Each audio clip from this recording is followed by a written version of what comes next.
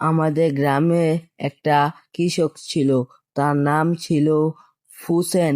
সে প্রতিদিন ব্যাঙ্গারি দিয়ে মালামাল এনে বেচতো। সে প্রতিদিন অন্য গ্রামেতে মালামাল এনে বেচতো। সে বাজারে না নিয়ে গ্রামের মধ্যে বেচে মালামাল।